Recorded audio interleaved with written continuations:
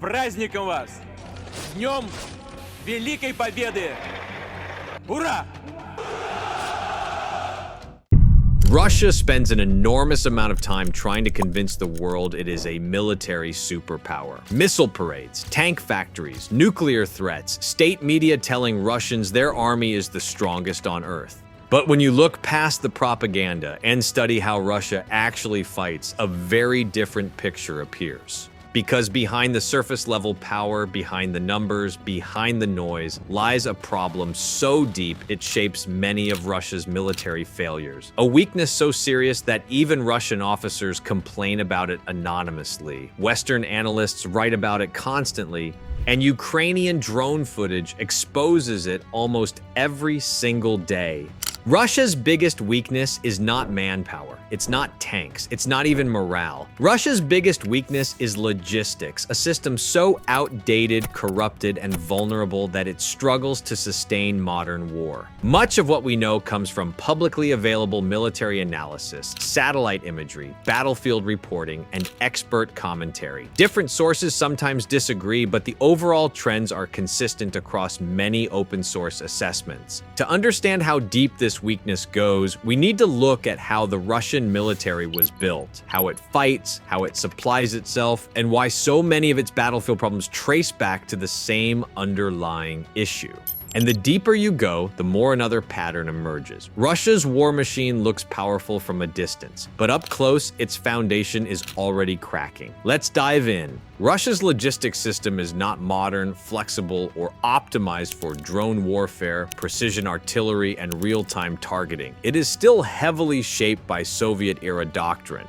According to detailed RUSI analysis of Russian logistics, the system assumes that wars will happen close to home, along rail corridors with slow-moving fronts and massive stockpiles stored far behind the lines. It is a system built for quantity, not agility. It was designed for a world without cheap drones, commercial satellite imagery, or precision long-range rockets. In the Cold War, that logic made sense. In today's environment, it breaks quickly. When Russia launched its full-scale invasion of Ukraine in 2022, the crack showed almost immediately. The world watched that now famous 60-kilometer column outside Kiev. It was supposed to be a show of force. Instead, it became a symbol of failure. It wasn't really a coordinated convoy. It was a traffic jam, stalled vehicles, fuel trucks that never arrived, soldiers rationing food, tires shredding on old trucks, engines breaking down on the roadside. US and UK defense briefings later highlighted the same basic conclusion. Russian forces outran their logistics. They advanced faster than their supply system could support. Plans were overambitious. Fuel and maintenance were inadequate. From the very beginning, Russia hit a problem it has repeatedly struggled to solve. It could not reliably supply itself in a fast-moving war. Here's the first structural flaw. The Russian military is deeply dependent on railways. Studies by RAND and other analysts estimate that the vast majority of Russia's heavy equipment and ammunition moves by train. Trains feed the front, trains move shells, trains move fuel, trains move manpower. Even inside Russian territory, logistics plans often assume that rail will do most of the heavy lifting. But war does not politely follow train tracks. Ukraine understands this perfectly. That's why Ukrainian forces regularly target ammunition depots, rail hubs, bridges, and junctions near railheads using long-range rockets, drones, and sabotage. Each time a key rail node or depot is hit, the impact ripples down the entire supply chain. Once Russian forces move roughly 50 to 70 kilometers beyond a railhead, their problems multiply. Because beyond that distance, they are forced to rely on something their system is far less prepared for: trucks. And that leads us directly to the next critical weakness. Modern war runs on logistics trucks. That's true for everyone. You need thousands of vehicles to move artillery shells, fuel, rations, medical supplies, spare parts, and wounded soldiers. Without them, even elite frontline units grind to a halt. Russia does not have enough high-quality modern trucks for the scale and tempo of this war, and many of the trucks it does have are in poor condition. Open-source loss trackers like Oryx documented hundreds of Russian logistics trucks destroyed, abandoned, or captured in the early months of the war. But the deeper issue is the age and maintenance of the fleet. Russian logistics units still use large numbers of old vehicles with worn-out engines, bad tires, and limited spare parts. Investigations by Russian outlets such as Medusa and other independent reporters have described mechanics improvising repairs with scrap metal, duct tape, and parts stripped from other broken trucks. Some mobilized units have reported receiving vehicles with barely functional brakes. That is not just bad luck. It is the product of decades of underinvestment and corruption. And on a battlefield saturated with drones, these weaknesses are lethal. A first-person view drone that costs a few $100s can destroy a fuel truck carrying thousands of liters of diesel. A small quadcopter with a grenade can blow the cab off a cargo truck and block a narrow supply road. Each destroyed truck creates a cascade of shortage at the front. Less ammunition, less food, less fuel. No logistics, no sustained attack, no trucks, no army in the field. Analysts have repeatedly noted the same pattern in Russia's offensives: a burst of momentum, then an abrupt stall. And again, logistics shortfalls are one of the main reasons. Russia's logistics aren't just outdated. They're also badly damaged by corruption, according to a wide range of Russian and international reporting. This isn't just an accusation from abroad. Russian court documents, audit chamber reports, and investigative journalism inside Russia have documented systematic theft of fuel, equipment, and funds from the defense sector for years. Fuel meant for units is siphoned off and sold. Spare parts disappear. Contracts are padded. Equipment delivered on paper never reaches the front. When Russia began its mass mobilization, the world saw the symptoms. Mobilized soldiers received gear from storage that looked like it had been sitting untouched since the Soviet era. Many lacked modern body armor, helmets, or even proper uniforms. Families scrambled to buy their own tourniquets, boots, and sleeping bags because the army would not or could not provide them. That was not a one-off mistake. It was what happens when a system has been hollowed out by theft over decades. Corruption also affects the way ammunition depots, fuel storage, and infrastructure are built and maintained. Corners get cut, protection measures are skipped, safety standards are ignored.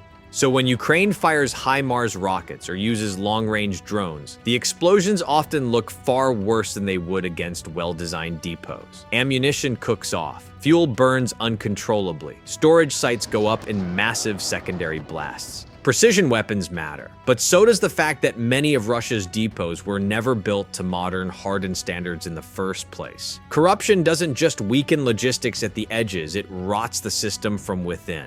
One of the biggest transformations in this war has been the rise of drones. Cheap FPV kamikaze drones, small recon quadcopters, long-endurance observation platforms, long-range strike drones. According to Ukraine's own Ministry of Digital Transformation and multiple independent assessments, Ukrainian industry and volunteer networks now produce tens of thousands of FPV drones per month, with ambitious goals to expand even further. Russia is also rapidly increasing production. This is a drone arms race. For logistics, that changes everything. Every road, every tree line, every fuel point is potentially under surveillance. Drone operators spot trucks, mark them, and call in artillery or FPV strikes. Videos released by Ukrainian units and analyzed by OSINT communities show Russian supply columns ambushed on narrow roads, single trucks taken out at choke points, and entire staging areas hit after drones locate them. Some Russian officers have reportedly referred to certain roads as death routes because drones and artillery make repeated use of them almost suicidal.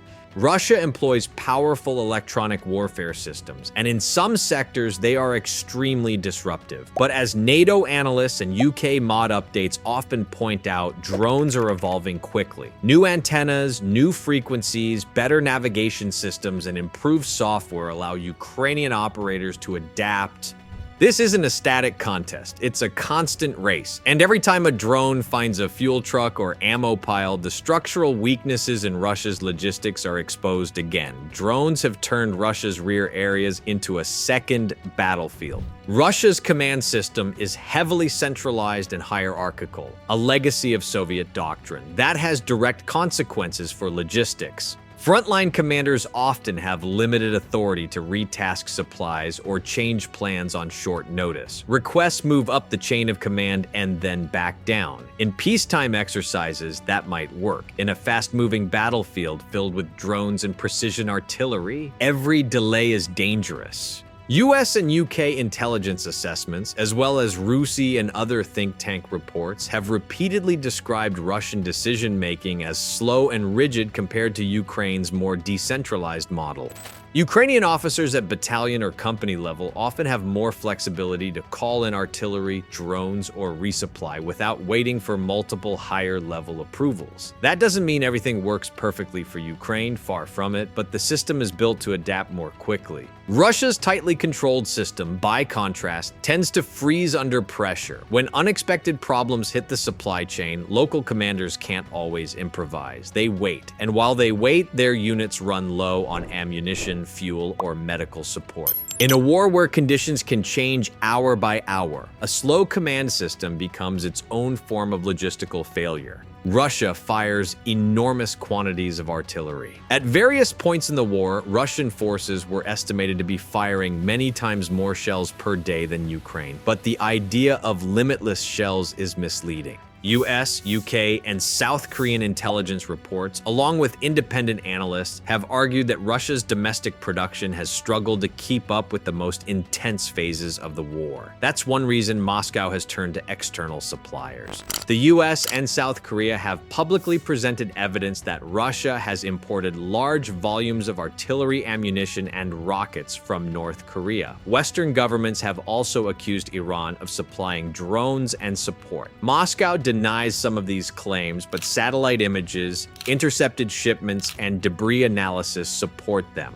That doesn't mean Russia is about to run out of ammunition. It does mean that its industrial base has limits. Importing shells and drones from sanctioned states is a sign that the system is under strain, not that it is comfortable. Russia can still fire a lot, but it cannot ignore the economics and capacity limits forever. One of the clearest case studies of Russian logistical and tactical problems came around Vuhledar. In early 2023, Russian units launched repeated assaults near the town. Drone footage showed columns of Russian tanks and infantry fighting vehicles advancing along narrow, mine-lined roads, taking heavy losses from mines, artillery, and anti-tank weapons. Analyses by RUSI and others concluded that Russian units attacked without adequate reconnaissance, made the same mistakes multiple times, and lacked sufficient engineering and recovery assets to clear routes and pull back damaged vehicles. Vehicles destroyed or immobilized were left in place, blocking routes and compounding the chaos. Behind that tactical disaster was a familiar pattern. Poor planning, insufficient support vehicles, and a logistics system unable to quickly adapt and recover. Once again, drones amplified every mistake. Vuhledar wasn't just a bad day, it was a glimpse into deeper structural issues. Look at Russia's longest, bloodiest efforts along the Donetsk front, and you see the same rhythm. Push forward a few kilometers, take heavy casualties, burn through huge stockpiles of shells and equipment, then pause for weeks or months to rebuild. UK defense intelligence and other Western briefings often summarize it in similar terms. Russian offensives tend to culminate not only because of Ukrainian resistance, but because Russia's logistics hit their limits. The Empire of Artillery runs into basic constraints: road capacity, truck availability, depot locations, and production limits. The deeper Russia pushes, the harder it is to keep units supplied. As losses mount and stocks run low, momentum fades. So Russia advances in bursts, not sustained waves. It surges forward, then stalls. The Donetsk sector has been a brutal example of this. If you want a symbol of Russia's logistics problem, look at one vehicle, the Ural 4320 logistics truck. It entered service in the 1970s during the Brezhnev era. It has been modernized in some variants, but a huge part of Russia's supply chain still depends on vehicles designed in a completely different era of warfare. Today, that truck is expected to operate in a world of commercial satellite imagery, thermal reconnaissance drones, loitering munitions, and precision artillery. In many ways, the Ural 4320 perfectly captures Russia's logistical dilemma, a Cold War tool trying to survive on a 21st century battlefield. Can Russia fix these problems? Many defense economists and military analysts argue that major improvements are unlikely in the short term. Russia cannot instantly replace tens of thousands of old trucks with modern vehicles. It cannot rapidly overhaul an entire rail-centric logistics system while fighting a large war. It cannot easily root out entrenched corruption in defense procurement or maintenance networks. It cannot quickly create a decentralized, innovation-friendly drone ecosystem on the same scale as Ukraine's volunteer and startup-driven model.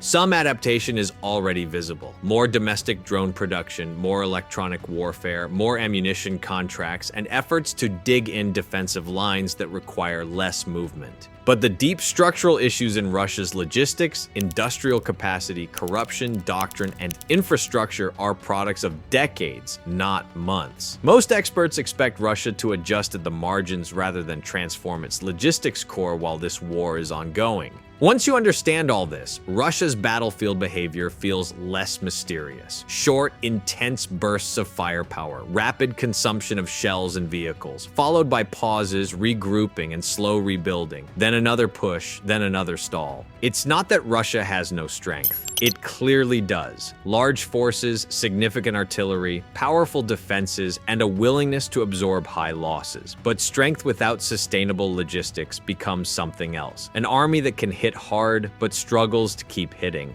Russia's biggest military weakness isn't just frontline tactics. It isn't only morale or training. It's the thing behind everything else. A logistics system designed for a world that no longer exists. A system that struggles to support deep, fast operations. A system that falters under the pressure of drones, precision weapons, and real-time targeting. A system that repeatedly exposes Russia's entire war effort to avoidable risk. Every drone strike on a fuel truck, every destroyed ammo depot near a rail line, every abandoned vehicle column, and every stalled offensive points toward the same conclusion seen in open-source reporting. Russia's war machine looks powerful from afar. But up close, it often appears fragile, inefficient, and vulnerable. A giant standing on clay legs. A military with serious strengths, but with a core weakness that is very hard to fix: logistics. And in modern war, a military without reliable logistics is not just underperforming, it is constantly flirting with disaster. This video is based on open source information, think tank reports, Western and Russian media, official government briefings, satellite imagery analysis, and battlefield reporting available at the time of production. Numbers and assessments can change as the war evolves, and different sources sometimes disagree. This analysis is aimed at Russian state institutions and the Russian military system, not ordinary Russian citizens. Ordinary people on all sides pay the highest price in war, and nothing in this video is meant as an attack on them.